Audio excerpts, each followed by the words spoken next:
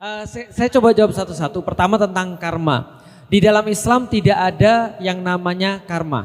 Karena karma itu kata-kata khusus yang digunakan di dalam orang-orang yang percaya reinkarnasi. Jadi reinkarnasi itu apa? Reinkarnasi itu adalah orang yang sudah mati, dia dihidupkan kembali. Nah, dihidupkan kembalinya berdasarkan apa? Karma. Makanya kalau ibu-ibu nonton film Sun Gokong, Kerasakti tahu? Atau Tipatkai tahu? Nah, dia itu kerjaannya sebelumnya dalam cerita tadi ya, dia suka gangguin cewek di kayangan. Di surga kayangannya mereka dia gangguin cewek, maka terlahir lagi jadi babi. Kenapa babi? Karena babi hewan yang gak bisa mengendalikan nafsu syahwat. Maka di dunia dia disuruh mengumpulkan karma-karma baik supaya besok jadi manusia lagi. Paham sampai di sini? Itu karma. Di dalam Islam tidak ada karma. Yang ada apa? Yang ada adalah kita berbuat sesuatu, kita dapat sendiri, kita berbuat baik, kita dapat sendiri, kita berbuat jahat, kita juga dapat sendiri. Tapi kan kasus nyatanya ada yang berpengaruh, itu juga pendapat Islami. Contoh, kalau kita berbuat baik, maka biasanya anak-anak kita nurutin kita. Karena tadi pohon kalau punya buah, buahnya nggak jatuh daripada pohon. Kecuali kalau pohonnya tumbang sepohon-pohonnya tadi gitu kan ya. Nah maka kalau misalnya dia punya buah, jatuhnya nggak jauh daripada pohonnya. Berarti kalau misalnya kalau bapaknya problematik, biasanya anaknya juga problematik. Itu bukan karma, itu logika. Contoh kayak gini ya, contoh. Saya di rumah ketika dulu saya buat problem sama kakak saya, itu bapak saya langsung keluar ini tuh, ikat pinggang. Lalu kemudian mukul anak-anaknya. Berarti saya dibesarkan dengan referensi apa? Pukulan, teriakan. Maka sekarang ketika anak-anak saya berbuat salah, pertama kali muncul di kepala saya adalah apa? Bentak. Paham sampai di sini? Bentak. Kenapa? Itu referensi di kepala saya. Saya nggak punya referensi kalau ada anak kemudian berbuat salah. Ada apa dek? Masalah apa? Kamu lagi marah? Kamu lagi sedih? Nggak ada. Yang kayak kita diajarin kemarin sama Bu Eli Risman itu. Nggak ada. Sehingga saya nggak bisa ngeluarin itu. Karena saya dipengaruhi dengan cara didik saya. Bisa difahami ya. Karakter orang-orang Arab zaman dulu ketika zaman Rasul itu juga tergantung keluarganya. Tergantung baninya. Kalau memang baninya bani perang pasti keras. Kalau baninya yang memang ahli bahasa, lisannya lembut. Gitu kan ya, maka ada orang-orang tergantung sama karakter kolektif. Contoh lagi misalnya, gak usah keluarga. Orang Jawa sama orang Sunda beda atau enggak? Beda. Orang Jawa sama orang Makassar, Bugis beda atau enggak? Beda. Namanya karakter kolektif. Karena manusia ini bisa dipengaruhi satu sama lain, tapi bukan karma. Karena kalau karma pemahamannya begini, kalau bapak gue cerai. Bisa dipahami sampai di sini? Pertanyaannya, saya masuk Islam, saya mualaf. Apakah bapak saya mualaf? Enggak juga. Maksudnya adalah ini enggak ada yang namanya karma, yang ada pengaruh. Oke. Hati-hati, ada yang namanya Barnum Effect di dalam dunia psikologi. Apa itu Barnum Effect? Kita meyakini sesuatu karena itu jadi sesuatu itu dan kita jadi pembenaran. Contoh, saya pernah cerita tentang tes orang codet. Udah pernah kan ya? Saya ulangi lagi dikit ya. Tes orang codet itu begini. Oh, gak usah tes orang codet. Ini ada tes terbaru nih. Ada tes terbaru. iPhone 16. Pernah tahu tes iPhone 16? Jadi cerita begini, ini kan baru keluar iPhone 16 nih. Orang diminta iPhone-nya, kamu punya handphone apa? iPhone berapa? iPhone 14. Ini kami punya, ada teknologi terbaru, kami bisa transfer isi handphone dalam waktu 5 detik, kata mereka.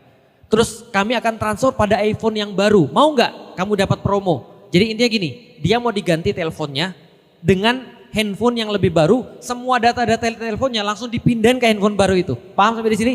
Mau nggak kira-kira Anda? Maulah. Orang handphone baru, bener nggak? Langsung kemudian, oke, mana handphonenya?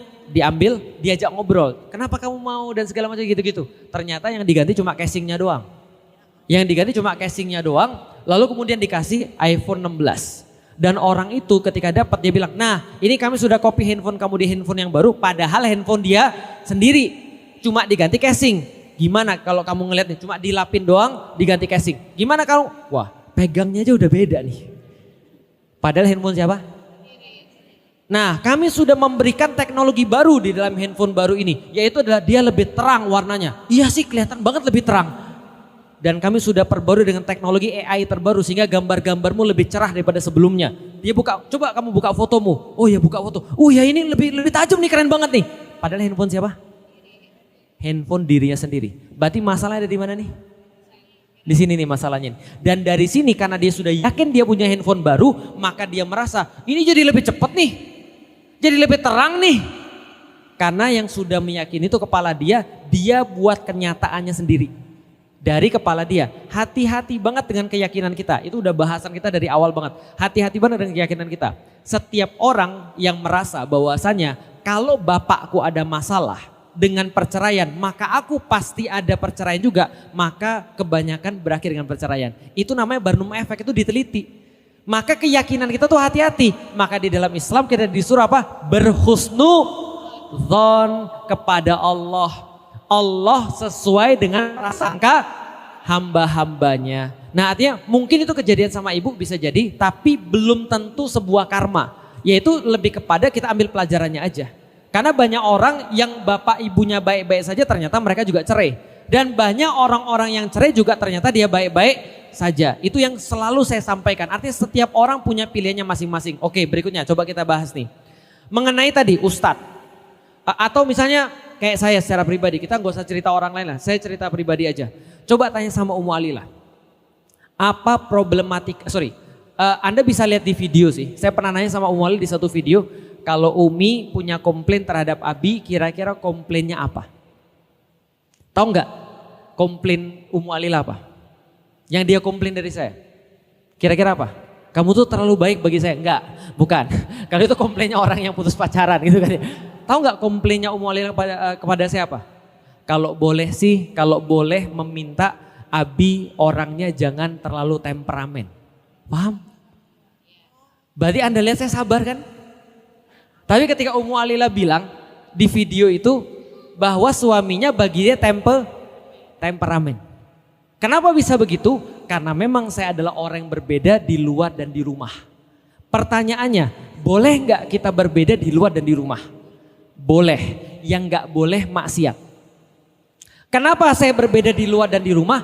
Karena bagi saya di rumah tempat saya kembali, di mana saya nggak perlu untuk melakukan apapun yang itu efforts. Paham nggak sih maksudnya? Lah kalau kita di rumah kayak di masjid, apa nggak capek hidup kita tuh? Ngajar juga gitu kan ya, nyampein dalil juga. Bagi saya mengharapkan istri saya lebih paham daripada jamaah. Kalau jamaah nggak paham saya, masa saya marah? Orang kita ketemu cuma seminggu sekali, sepekan sekali. Lah kalau misalnya jamaah nggak paham sama saya, masa saya marah? Tapi saya sama dia ketemu tiap hari, maka saya bisa mengeluarkan sifat asli saya kepada dia tanpa untuk apapun, tanpa ada polesan dan seterusnya. Yang nggak boleh maksiat. Bisa dipahami ya? Maka ketika dia bilang, oke, saya pengen Abi lebih nggak temperamen. Bagi saya, oh berarti bagi dia saya lebih sabar di luar. Saya tanya, bagimu emang saya beda di rumah sama di luar? Dia bilang, banget. Gitu kan. Abi di luar kayak hebat banget, ngisi segala macam, pulang rumah manja. Nah, memang begitu laki-laki. Itu kan ya, di rumah contohnya misalnya di rumah sakit dikit, sakit kepala aja udah kayak mau mati kan, itu kan. Itu kan laki-laki kan begitu kan ya.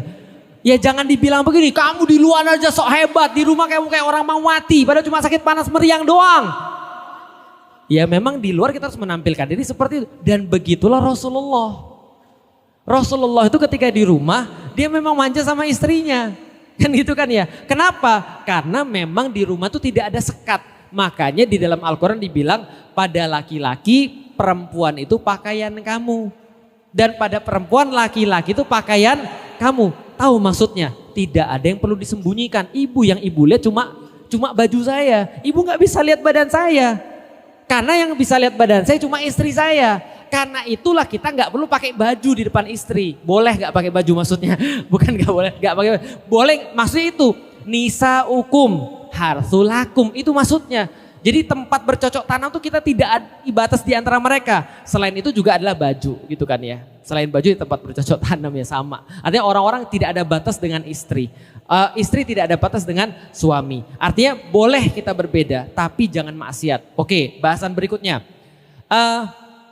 Kalau saya secara pribadi gini. Pernikahan yang punya masalah dipastikan bukan masalah laki-laki saja atau bukan masalah perempuan saja. Tapi pasti ada masalah ibu juga yang mungkin kalau kita tanya pada suaminya pasti dia komplain juga. Maka kalau kita tahu dua-duanya ada masalah, satu yang sudah pasti, laki-lakinya bermasalah, perempuannya masalah. Tapi pada permasalahan rumah tangga itu udah bisa dipastikan laki-lakinya bertanggung jawab lebih banyak. Karena laki-lakinya harusnya ngajarin. Laki-lakinya harusnya kemudian memberitahu. Contoh misalnya, di luar ngasih kajian misalnya, kajiannya Felix Xiao bilangnya, kita harus baik pada istri, kita harus kemudian memuliakan istri. Tiba-tiba Walid ditanya, kamu udah berapa kali dimuliakan sama Felix Xiao? Enggak pernah misalnya kayak gitu. Lah berarti disitulah kita harus introspeksi. Inilah perlunya komunikasi. Kalau engagement pertamanya langsung begini, Abi aja di luar, kayak begitu, di rumah kayak begini, kira-kira suaminya apa? Berarti ketika ibu berbicara seperti itu, mohon maaf, ibu nggak memberikan opsi bagi suami kecuali marah. Karena dia lagi merasa diserang. Bisa dipahami ya? Berapa kali saya bilang sama ibu-ibu, kekuatan ibu-ibu bukan frontal. Kekuatan ibu-ibu itu adalah memanfaatkan emosi laki-laki. Berarti contohnya misalnya ya sudah saya bilang kan ya, buat dulu moodnya baik. Buat dulu dia senang, setelah dia senang dia bilang, Bi kalau Abi misalnya di luar baik, misalnya harusnya, oh gak usah gitu, gini aja deh, pergi ke kafe yuk, kalau enggak pergi jalan-jalan yuk. Kalau suasananya lagi baik, diminta seperti itu, insya Allah penolakannya lebih sedikit. Jadi kita langsung nyampein apa yang kita mau. Tapi kalau masih nggak bisa, komunikasi lagi, Bi mohon maaf ya, ini kalau menyinggung mohon maaf banget, tapi ini situasinya baik ya. Jangan langsung pas di engage, pas langsung ada perasaan kita nggak suka. Sudah baik semua, Bi mohon maaf ya, ini cuma sebagai unek-unek aja. Tapi kok Umi merasa kalau seandainya Umi itu kan harusnya lebih mendapatkan banyak ini ya, servis misalnya, atau banyak kebaikan-kebaikan. Tapi kok Umi nggak merasa ya, apa Umi yang salah ya? Coba menurut Abi gimana? Kayak gitu, itu kan lebih enak ya. Laki-laki nggak merasa diserang, dia bisa ngasih komentar dan dia dikasih ruang untuk menyampaikan pendapat dia kenapa dia melakukan itu. Mungkin dia akan ngomong, kayak saya tadi ngomong sama istri saya, iya ya kenapa Abi bisa temperamen, walaupun Abi akan tetap memperbaiki diri. Tapi mungkin karena Abi merasa percaya, karena kita dekat. Kita kan cuma bisa marah sama orang yang dekat sama kita. Kan kita nggak bisa marah sama orang yang baru ketemu pertama kali, benar gak? Nah berarti ada alasan yang bisa diobrolkan. Tapi nggak gitu juga kali Bi, kan Umi cuma ngomong kayak gitu doang, masa Abi marah sih? Iya besok nggak gitu lagi. Kalau kita lagi ngomonginnya seneng. Tapi kalau kita lagi ngomongin gak seneng, kamu gak bersyukur ya. Kamu tahu gak perempuan yang lain itu disetrika, dipukulin. Paham sudah? Laki-laki kalau sudah difrontalin pasti dia gak punya opsi kecuali dia frontal balik. Maka coba kasih opsi itu pada laki-laki itu. Seperti gimana caranya supaya dia tuh gak respon cuma gitu doang. Karena kalau kita kemudian ngomongnya pas lagi dia gak suka, dia pasti akan ngomong sesuatu yang kayak tadi tuh. Kamu tahu gak tetangga tuh? Misalnya kayak gitu-gitu. Nah balik lagi ya, yang sudah terjadi biarlah terjadi. Karena bagaimanapun juga ujian semua manusia adalah melakukan apa yang diomongkan, selalu begitu. Tapi bukan berarti kita juga nggak punya masalah, maka kita coba cari problematika kita tuh sebenarnya adalah apa. Dan biar besok-besok nggak terjadi lagi. Kuncinya komunikasi. Jadi gimana caranya ngobrolin semua ini agar jadinya itu perbaikan, bukan saling serang. Kira-kira gitu ya. Ingat itu susah banget dilaksanakan. Karena saya nikah sama istri saya belasan tahun, tetap masalahnya itu-itu aja. Masalahnya itu aja. Masalah adalah gimana caranya dia ngomong saya nggak merasa diserang. Dan saya nasihatin dia nggak merasa diserang. Itu aja sih masalahnya. Sederhana. Sampai mati kayaknya tuh masalahnya tuh kayaknya tuh. Jadi carilah coba suasana yang baik untuk ngomong gitu kan ya. Tadi kalau orang pacaran aja mintanya yang baik-baik. Harus ada pengkondisian dulu. Kenapa ketika kita sudah nikah kita kehilangan semua itu? Karena kita merasa dia kan udah istri gue. Nah itu coba cari lagi gimana caranya kita bisa melakukan servis sebelum kita minta sesuatu. Jadi kira-kira gitu. Ada yang lain silahkan. Waalaikumsalam warahmatullahi wabarakatuh. Langsung aja dulu ya. Iya Pak Ustaz. Baik. Ada permasalahan inner child di dalam salah satu daripada suami istri misalnya. Lalu kemudian bagaimana kita menanggapi itu? Apakah kita menyelesaikan permasalahan kita dulu atau kita menyelesaikan permasalahan maksudnya keluarga dulu atau inner child kita dulu. Jadi gini. Nikah itu sebenarnya adalah jadi satu. Jadi nikah itu jadi satu. Kalau jadi satu kita baru bisa nyelesain permasalahan-permasalahan. Ini sudah sering saya terangin, contoh saya kayak begini. Saya nikah sama Ummu Alila. Ummu Alila orang Jawa, saya orang Chinese. Berarti orang Chinese sama orang Jawa pasti beda kan ya? Secara culture-nya beda, kebudayaannya beda, cara hidupnya beda, cara menanggapi beda. Itu dari segi culture keluarga. Belum lagi gini, saya dibesarkan di perkotaan, istri saya dibesarkan di pedesaan. Itu juga menimbulkan banyak sekali perbedaan cara pandang. Dan kita sudah tahu ini pasti jadi masalah. Contoh, misalnya ibu saya, kalau seandainya dia ngelihat sesuatu dengan ibunya istri saya, itu kan pasti berbeda tuh. Maka itu kan pasti seringkali menimbulkan banyak hal yang gak cocok. Misal ya, saya sering cerita tuh, ibu saya ketika datang ke tempat istri saya, dia punya culture ya kalau masuk pakai sendal ya gak ada masalah. Kenapa? Karena dia lihat kotor, dia pakai sendal masuk ke dalam rumah orang Jawa. Tapi kalau orang Jawa kira-kira gimana tuh? Nah ini kan punya problematika nih. Kalau kita nggak jadi satu, maka yang terjadi adalah istri saya bisa ngomong gini, kok mami gitu sih? Lalu saya ngomong gini, emang kenapa nggak boleh? Itu kan sudah kebiasaan dia. Paham sampai di sini? Jadinya pecah. Saya jadi belain ibu saya, dia jadi kemudian problematika dengan ibu saya. Tapi kita nggak gitu, kita sudah jadi satu. Ini bukan masalah kamu dan bukan masalah saya. Ini masalah kita. Jadi gimana cara kita menyikapi ini? Kan gitu kan ya? Maka ketika sudah jadi masalah kita, maka saya ngomong sama ibu saya, Mi jangan gitu. Istri saya bilang sama ibunya, memang ibunya begitu, bukan maksudnya jelek. Paham sampai sini? Bagus nggak? Coba kalau kita saling nuntut, jadinya kan susah. Saya bela ibu saya, dia kemudian nuntut ke ibu saya. Yang bagus karena kita sudah jadi satu, kita mau mikirin solusinya. Berarti gimana caranya biar ini selesai? Berarti dia belain ibu saya ngomong ke ibu saya. Paham sampai di sini? Itu kalau kita jadi satu. Jadi pernikahan tuh jadi satu dulu. Berarti yang harus diberesin adalah keluarga dulu. Kita sendiri dulu maksudnya. Jadi kita sendiri dulu sama suami kita ngobrol, beres. Oke, sepakati dulu. Kalau ada permasalahan-permasalahan bagaimana cara kita menyikapi. Kalau suami bilang, ya udah kamu sabar aja dulu. Oke, tapi aku nggak bisa sabar. Aku harus berbuat sesuatu. Terus suaminya bilang, iya tapi berbuatnya bukan sekarang. Ya udah berusaha untuk terima. Namanya kan suami istri kan negosiasi. Kalau kita sudah bisa selesai dengan masalah kita sendiri, kita sudah jadi satu, maka tinggal kita lihat seperti apa kita menghadapi permasalahan di luar. Contoh, kita baru nikah. Taruhlah kita baru nikah, kita punya usaha, uang kita mulai ada. Kita punya adik-adik dan kakak banyak keluarga. Adiknya pinjem uang. Misalnya adiknya pinjem uang. Jangan dijadiin masalahnya pisah. Kalau masalahnya terpisah antara suami istri, dia belum jadi satu. Contoh ya, istrinya punya adik mau minjem uang. Kira-kira suaminya bilang apa? Enak aja, kita yang nyari uang, dia yang menikmati. Terus istrinya bilang, tapi itu adik dan kakak gue. Paham sampai di sini? Terus kalau jadi satu kira-kira gimana? Oke, kita lihat kita mau menyelesaikan masalah ini kayak apa.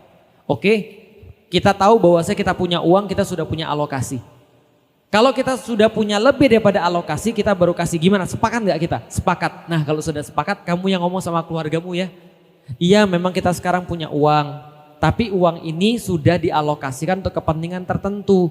Jadi mohon maaf untuk sekarang kita belum bisa bantu. Tapi bareng dulu. Kalau belum bareng caranya menyikapi, susah. Oke kita bantu, tapi seberapa nih yang kita bantu? Oke, kan kamu mau mintanya 10 juta ya, yang bisa saya bantu cuma 500.000. Ya udah maju berdua 500.000 yang bantu. Intinya kalau berdua tuh sudah jadi satu, ngomongnya jadi bareng, jadi satu suara. Tapi kalau itu belum diselesaikan, ya udah ini di sini nggak selesai, inner child juga nggak selesai. Setiap orang pasti punya masalah masing-masing. Setiap orang punya karakter masing-masing ketika menikah. Makanya ketika dia menikah itu dia pengen untuk membentuk satu keluarga baru dengan karakter-karakter dia itu. Nah kalau misalnya dia belum bisa menyelesaikan berdua, maka menyelesaikan keluar lebih parah. Jadi berdua dulu sama suami diobrolin dulu. Harus bisa. Kita bahas banyak tentang komunikasi kan ya. Saya mau kasih tips supaya bisa komunikasi. Jadi gini, pertanyaannya sederhana. Bapak dan ibu sekalian berkomunikasi suami istri biasanya kapan? Yang diomongin apa? Apa? Anak-anak. Ingat ya, kalau komunikasi dimulai ketika ada masalah, itu bukan komunikasi. Itu namanya ribut. Namanya rapat, paham? Kalau di perusahaan itu namanya rapat. Karena rapat di perusahaan tuh nggak akan ada kalau nggak ada, paham nggak maksudnya? Oke, kita bahas ini, kita rapat apa nih? Kita rapat ada penjualan yang belum sampai target, kan gitu kan ya? Oke, ibu-ibu seringnya komunikasi yang mana di rumah? Ketika ada masalah atau ketika nggak ada masalah? Abi, kita perlu ngobrol. Kenapa? Anakmu mukulin orang, kan gitu kan ya? Lah, bapaknya ketika komunikasi belum apa-apa diajak ketika anaknya ada masalah. Anakmu ketahuan begini, anakmu begitu, atau kita ada masalah, kita harus ngobrol, kan gitu kan ya? Oke, ini tipsnya, mulailah komunikasi dalam perkara-perkara baik. Contoh ya, sebelum tidur cerita, Abi hari ini ada yang menarik loh, aku dapat begini, misalnya, aku kemarin beli ayam dapatnya 75.000 tapi dapat diskon 65.000, nah itu diceritain tuh. Jadi bapak-bapak ini nggak dapat cuma masalah doang. Sebaliknya bapak-bapak ketika cerita ke ibu-ibu juga cerita tentang kebaikan-kebaikan dulu. Nanti kalau komunikasi itu udah terjadi, kalau kita bisa cerita yang baik-baik sama pasangan kita, berarti nanti dia bisa diceritain yang buruk-buruk dari kita. Paham maksudnya? Tapi kalau kita engage atau ngobrol dengan pasangan kita yang buruk-buruk terus, jadinya susah. Nah jadi coba ceritain yang baik-baik dulu aja. Komunikasi sudah tercipta, ngobrol bareng sudah ada, selesaiin inner child-nya bareng, jadi satu untuk satu keputusan dalam keluarga, itu bagus. Coba latihan deh, ceritain yang baik-baik pada pasangan. Coba latihan dulu. Apa hari ini yang menarik? Oh aku tadi pergi pengajian menarik sekali. Apa yang menarik ustadznya? Bukan, yang menarik adalah belanjaannya. Itu boleh, gak ada masalah. Ceritain aja. Apa yang menarik pada hari ini pada pasangan yang kita syukuri, yang membuat kita merasa senang dan seterusnya. Nah pembicaraan itu biasanya kalau kita ceritain yang baik-baik, dia juga ceritain yang baik-baik. Tapi kalau dia cerita, kalau kita udah mulai ceritain yang buruk-buruk, kira-kira dia ceritain apa? Emang lu doang yang capek? Paham gak maksudnya? Jadi akhirnya merasa siapa yang paling sial hari ini, kan gitu kan ya? Bos gue tuh, kan gitu. Nah makanya coba ceritain yang baik-baik dulu. Nah nanti kalau komunikasi yang baik-baik sudah, baru nyelesain yang masalah-masalah. Karena kita tuh seringkali cuma cerita sama pasangan kita yang buruk-buruk aja, kalau ada masalah-masalah aja. Coba ceritain yang baik-baik. Atau boleh menggibahi orang juga boleh, gak ada masalah. Maksudnya gini, bukan menggibahi orang, tapi kadang-kadang kan kalau kita gak ada bahan. Jadi gini ceritanya, saya pengen cerita dulu ya. Ada orang yang cerita sama saya, dia bilang gini, mau ngomong apa ya sama pasangan? Saya tuh nggak bisa ngomong sama pasangan saya tuh bukan kayak ustadz. Saya nggak bisa ngomong sama pasangan saya, kenapa? Nggak ada bahan lagi. Orang kita ketemu tiap hari, bahan apa? Saya bilang, coba ngomongin orang gitu kan. Paham nggak maksudnya? Lah kan ngomongin orang nggak mesti dosa. Paham nggak sih? Paham nggak maksud saya? Ngomongin orang kan nggak mesti dosa. Kita bisa ngomongin orang dalam rangka misalnya kebaikan misalnya. Atau kita bisa bilang bahwa kita kesal sama dia, kan gak usah menggibah juga. Kan di titik itu kita jadi bahan pembicaraan yang membuat kita jadi dekat sama dia. Pasangan, paham? Tapi jangan lakukan itu ke teman-teman, paham ya? Kalau ke teman-teman jadinya malah gibah nanti. Tapi kalau ke suami nggak ada masalah. Ini kan lagi dalam rangka mendekatkan diri dengan suami, mencari solusi dan segala macam, berbagi kebaikan dan seterusnya. Maksudnya cari bahan itu nggak serta-merta harus bahan suami. Ya, saya membaca surat Al-Quran ayat ke sini. Kira-kira tafsirnya seperti apa? Lah suami juga nggak ngerti. Gak usah gitu juga ngobrolnya. Ya udah sehari-hari aja. Nah di titik itu ngobrol itu menyelesaikan mudah-mudahan ya permasalahan inner child-nya dia, permasalahan inner child-nya kita. Jadi jangan mulai dengan masalah. Abi tahu nggak? Selama ini kayaknya Abi itu cepet marah deh. Ini kayaknya masalah bagi rumah tangga kita. Lah dia marah beneran. Ya coba cerita dulu misalnya. Abi tahu nggak sih? Aku tuh nggak kepikiran banget kita bisa dapat anak kayak sekarang. Aku tuh zaman dulu berpikir begini. Wah ternyata bisa sama begini. Aku pikir dulu pernikahan tuh mengerikan. Ternyata kayak gini-gini. Ternyata kita banyak punya yang disyukuri. Baru ngomong yang lain. Coba latihan dulu ngomong yang baik-baik. Kalau yang baik-baik sudah bisa diomongin, insya Allah yang jelek-jelek bisa diomongin. Gitu ya, artinya bisa menyelesaikan permasalahan di dalam keluarga. Itu tips dan triknya. Jadi mulai dari kita berdua dulu, baru nyelesain yang lain. Jangan nyelesain keluarga dulu. Tapi nyelesain keluarga inti kita dulu, baru keluarga besar. Jadi kira-kira maksudnya gitu.